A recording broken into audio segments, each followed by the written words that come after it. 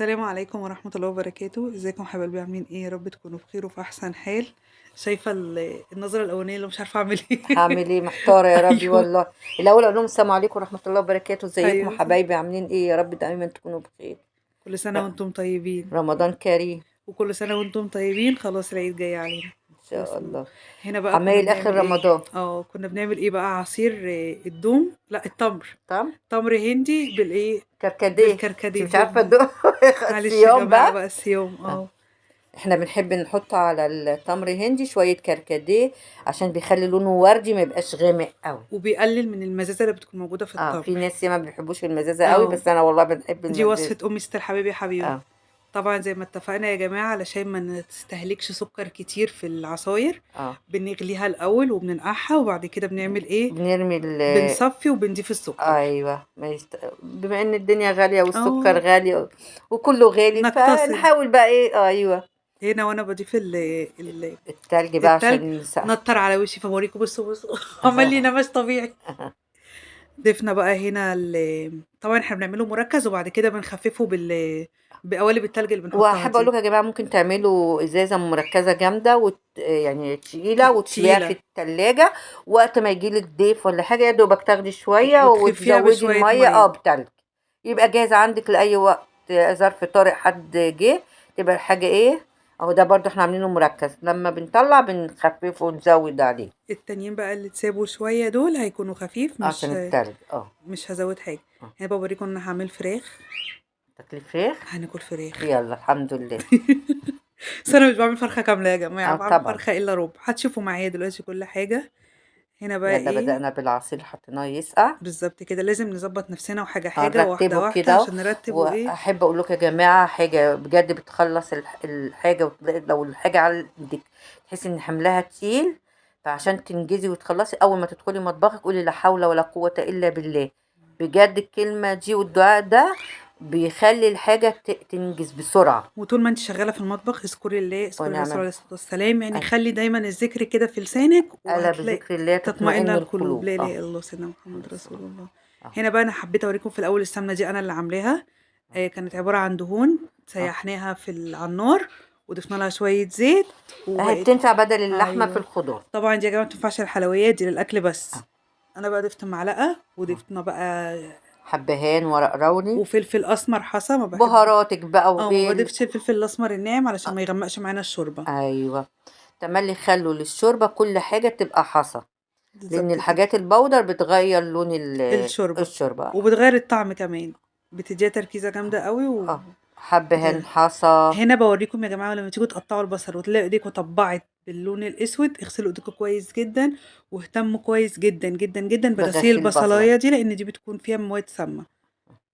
فنحاول ايه نغسلها كويس ونغسل ايدينا ونضيفها بقى. وبعدين دينا بتحب يا جماعه قبل ما تحط الشوربه تشوح ايه؟ بهاراتها او والبصل والحاجات دي فعلا تدي طعم في حلو للشوربه. بلاقي في معظم الناس يعني بيحطوا المية والميه. الأول تغلي وبعد كده ينزلوا اه. اللحمة أو ما هو كل الفراخ. واحد بقى ايه بصراحة ما حبيتهاش، حتى أنا هوريكم هنا في الطريقة اللي أنا بعملها دي ما بيكونش فيه ريم من على اه. الوش، أنا هوريكم كل حاجة.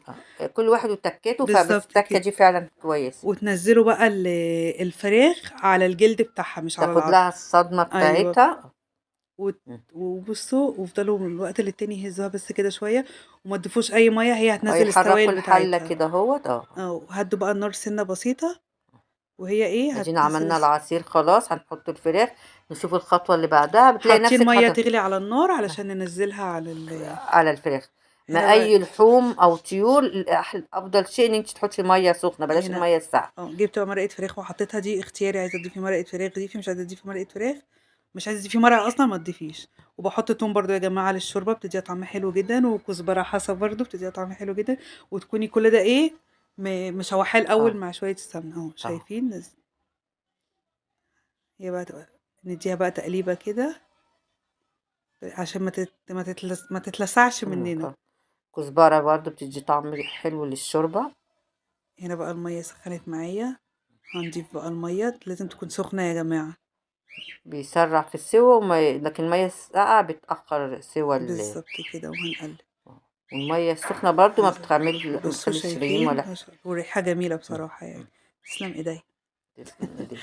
عايزة أقول لكم حاجة يا جماعة مهمة، لو أنتم هنا بقى باوريكم ده بطاطس، طبعًا يعني مش هاوريكم البطاطس بتتقشّر إزاي، يعني هتتريقوا عليَّ وتقولوا إحنا مش عارفين نقشّر البطاطس إزاي ونعمل بطاطس صوابع إزاي، هيتريقوا، فأنا ما ونسيبها حبيتش شوية حد قبل يتريق التحمير عليَّ فعملت إيه، معلش في برضه ناس هنا بقى حابة أوريكم إن دي كانت ب- بقية بواقي أكل امبارح. أيوه كانت البسلة، هنا بقى جبنا الجلاش. الجلاش هنعمله بقى إيه، هنشكّلهم بقى دواير ومثلثات بقى وصوابع، يعني شكل حلو كده. عايزة أقول لكم حاجة مهمة لو أنتم بتتابعوني من على الفيس، اشتركوا في قناتي على اليوتيوب اسمها طبخ عليكِ وطبخ عليَّ برضه، ولو بتتفرّجوا عليَّ من على اليوتيوب روحوا على الفيس اسمها طبخ عليكِ وطبخ عليَّ، دينا بسّام، نسيتي اسمك؟ نسيت اسمي، هُم معلش. الاتنين طبخ عليكِ وطبخ عليَّ دينا بسّام يعني، فاش يا ريت تشرّفوني بقى باشتراككم الحلو ده. هنا بقى إيه، بتقطعي مثلثات ومربعات بقى ودوائر. ودواير، يلا زي عملت ما لهم تيجي. أشكال بقى. اه والله حاجة بتوفر بسرعة، مش واحدة واحدة. شايف أهو، إيه رأيكم؟ طبعًا إحنا مش بنضيف سمنة في الأول وإحنا شغالين، مش بنحط طبقة سمنة ولا حاجة لأ، إحنا بنعمل الشكل اللي إحنا عايزينه بالنسبة للجلاش، وباجيب بالضبط معلقتين كبار من السمنة وباشرّب الجلاش بيه كده، وأهم حاجة تكون السمنة سخنة معايا جدًا عشان علشان يتشرب الجلاش صح. يتشربها على طول، وهنضيفه بقى فين؟ الأول كنا نعمله ورقة ورقة، لكن دلوقتي وطبقة، بناخده طبقة اللفة كلها مرة واحدة ونقطعها بالضبط كده، دواير مربعات وبتنجز مثلثات. معانا وقت، عايزة أقول لكم أنا تعبت خلاص مش قادرة، هنا باقول لبابا على فكرة بابا خلاص الحشو خلص. شايفين بقى، هنا عايزة بُصّوا، بُصّوا، بُصّوا، فاطر رمضان يا لوكا، مكرونة بقى والفراخ طبعًا المكرونة مش جنب بسلة بس مش مهم. ده بقيت